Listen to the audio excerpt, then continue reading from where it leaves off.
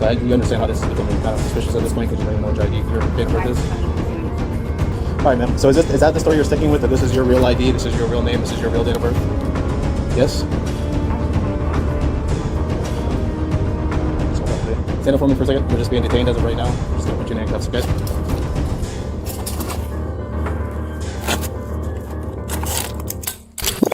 You good for a second? Connecticut DL.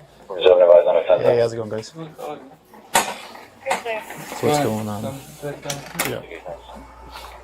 So she came in with a plan to purchase a Rolex watch, and she tried to use a fake ID and the credit card name matching to fake ID. When I scanned the ID, came out different name and address in my system, so I figured she is trying to scam us. I think she's working with somebody. She texting to some. Maybe she had like a boss on top of her. Did you give the IDs back to? I gave it to police officer. Okay, give it to them. Okay, so what was she? How much was she supposed to be purchasing this one? 12,300 total purchase of the Rolex watch. So she came in for 12,300. What kind of Rolex was it? It's a Rolex Submariner. What was it? A Rolex Submariner. Submariner. Submariner. Okay, and then she presented you. What kind of ID was it? It's a. Don't remember, but you're. Okay, I'll take a look at it. You don't remember what state it was out of, anything like that? But you said it looked like her, but when you ran it, the address was different? Address and name was different. When I scanned it, Okay. barcode on the back. Okay. All right, let me go take a look at it. Yep. So, for example, what is in our system, Kimberly Harrison, and the ID itself, Miranda Emily, which matching the card. Okay. And completely different address. Okay. And the IDs look weird. Okay, let me take a look at it. Ma'am, can you stay off your phone, please?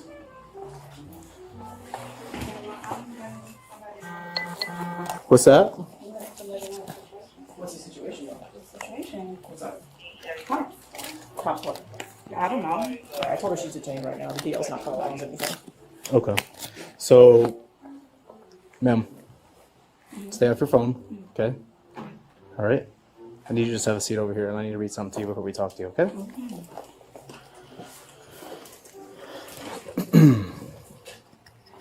Okay, these are your rights. You speak English fully and understand it? Okay, you have the right to remain silent. Anything you say can and will be used against you in the court of law. You have the right to talk to a lawyer and have him or her present while you are being questioned. If you cannot afford to hire a lawyer, one will be appointed to represent you before any questions if you wish. You can decide at any time to exercise these rights and not answer any questions. You understand that? Okay, so what's going on? Nothing. I'm here to buy a watch. Okay. So you came in to buy the Rolex watch? Yeah, that's it.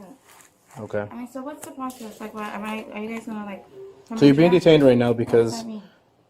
you're not free to leave. So am I going to jail? That's the process we're going through. That's why I'm asking you questions so I can figure out what's going on because I can't just come into a situation and arrest you, right? Right. Okay. So, can I see those? Okay, so you came in and you presented these two things to them, correct? Yeah.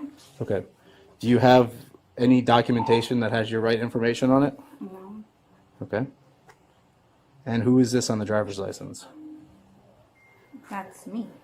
This is you? That's, Okay.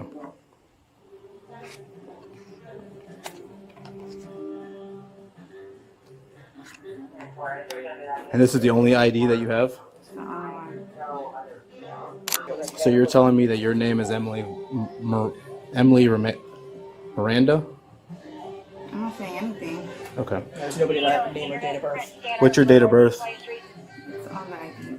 Okay. So you understand how this is becoming kind of suspicious at this point because you don't even know what your date of birth is? 5/20/1997. Okay. And what is your name and your address? It's 277 Farm Road, Richfield, Connecticut. Okay. 06-877. With a available fingerprint scanner for Alpha 35. All right, just hang out with her for a minute. I want to see what their system came back with, okay? Did she give you this at any time to try to purchase anything? Yes. Okay, and when you ran it, what happened? I didn't run the card. I realized that it's not. When I did scan, we got this feature using a barcode on the ID. This- And it came up with that name that you showed me, right? Yeah, that's it. After this, I understood already. You see here. I'm sorry, I just need to take a look.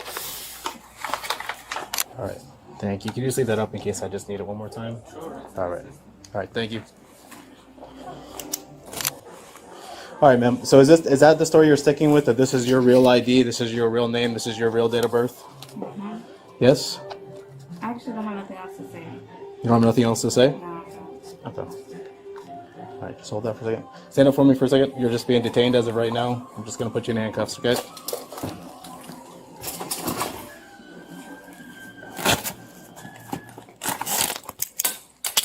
On May 7th, 2025, Boca Raton officers responded to a pawn shop where a woman attempted to buy a $12,300 Rolex using a stolen credit card and a counterfeit driver's license.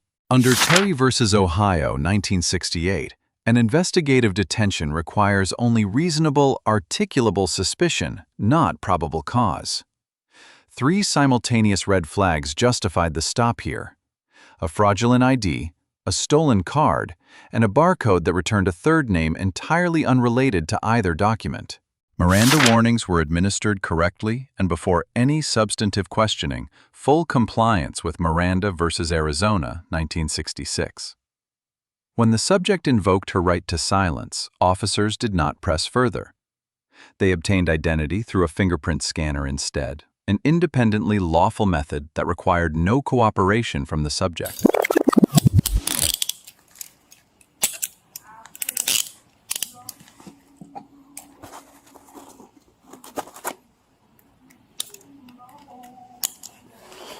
All right, just have a seat for a second until the other officer gets here, okay?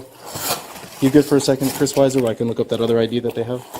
I am. All right, I'll be right back. Yeah, when they scan this, someone else's name popped up, but that doesn't come back to anything either. 37 Central check. This number comes, was that us?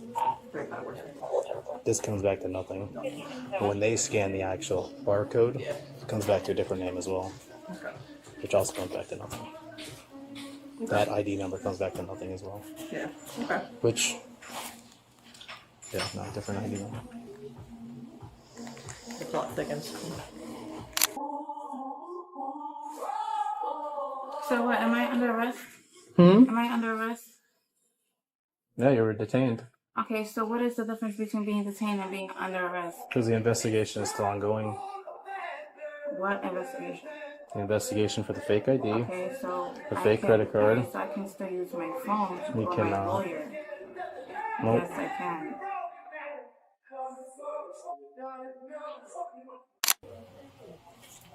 Cut all crooked and everything. You look at it, It's like Miranda rights, Miranda. Miranda. decide. I'm gonna read you your rights, literally.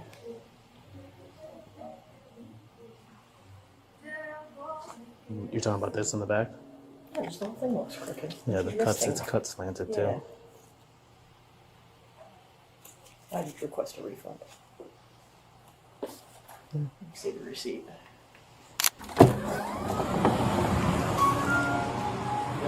What's up, man? Hey, so she presented this. They scanned it, came back to another name as well. It comes back to nothing for us, so just need to try to figure out who she is.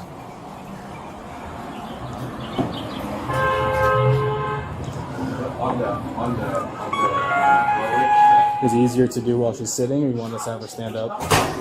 How's that? Sit down. If she's in cuffs, she'll have to stand up.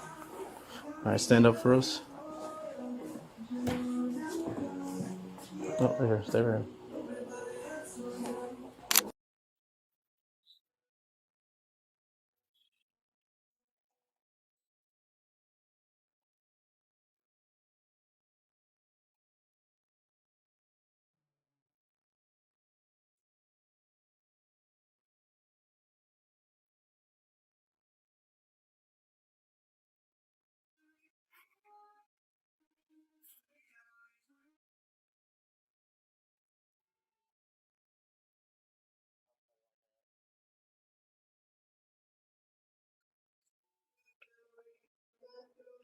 Oh, you can have a seat.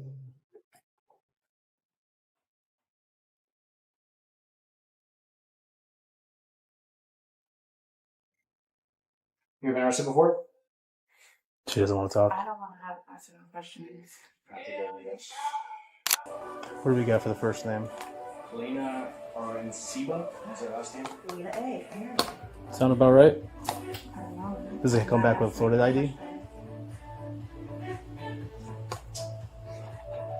Arrested for battery by Lakeshore. Does it have like a DL number or a picture? Just tears back after your left hand.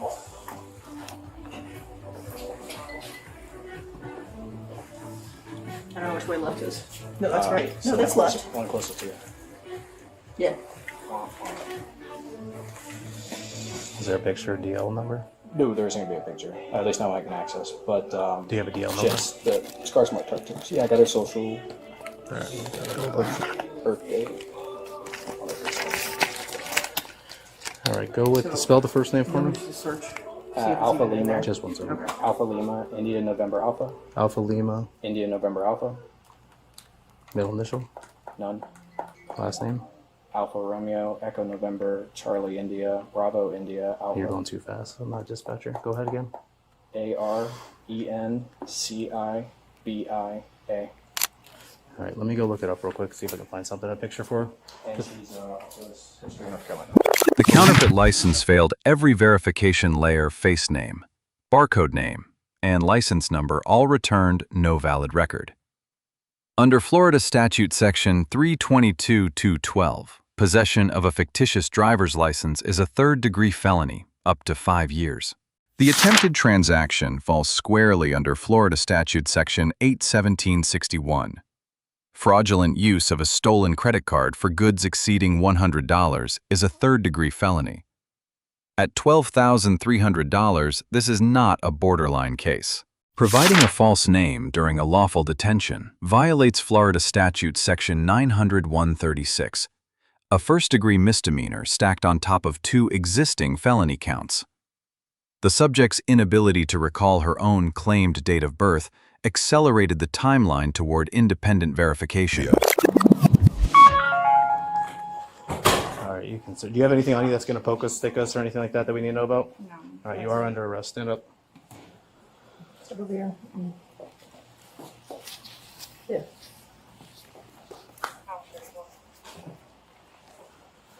He's now on 32nd, so I don't know if I'm bed.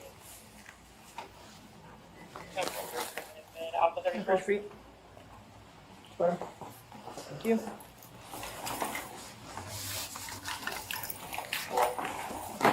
Is the lobby closet get handled or does that need to be reassigned? Okay, jewelry on beside your nose ring? No. Earring, that piercing, anything else? No other piercings? Do you want to get those piercings out at the in booking? Yeah. I'll look up there. Back down there. Probably has her ID in there anyway. On the back of her phone. Probably back of the phone. I'll grab this stuff since you're taking out. All right, thank you. Thank you very much.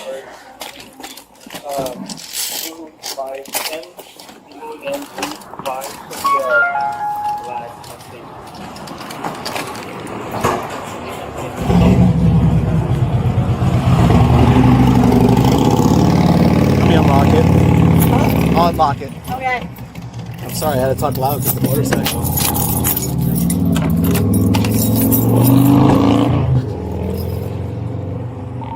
Alpha 37, white female 1015.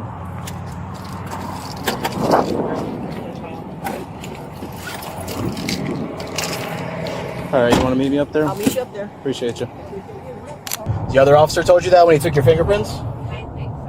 Oh yeah, I mean he runs the fingerprint scanner, so yeah, more than likely it does. I said he runs the scanner and everything, so yeah, probably it does.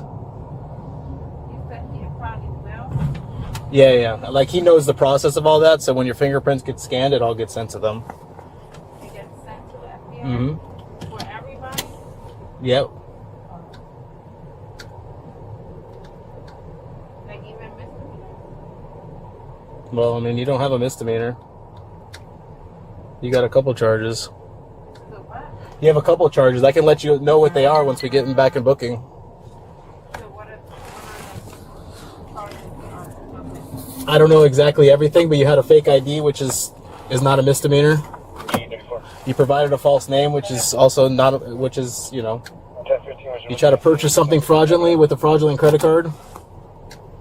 24. So they give you a bond here? I don't know.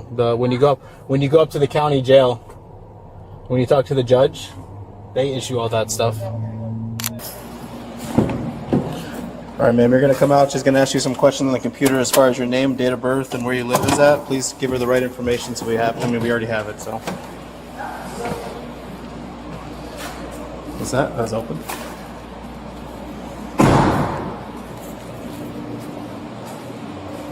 Actually, let's set up next to this wall. Elite officer receives a grade of A-. Miranda compliance was precise. The detention versus arrest distinction was communicated accurately on request. Fingerprint verification was deployed methodically. The only gap: the subject remained within earshot during the initial witness briefing.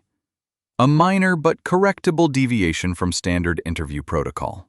The subject receives a grade of D. 3 aliases, a forged document, a stolen credit card, and sustained false statements produced 3 criminal charges, 2 felonies, and 1 misdemeanor, with combined sentencing exposure of up to 11 years. Physical compliance during arrest is the sole mitigating factor. The pawnshop staff receives a grade of A. Barcode verification caught what the eye did not. Staff retained the documents, kept the subject calm, and delivered a clear account to responding officers. Exactly how civilian businesses should respond to suspected identity fraud. The takeaway is operational.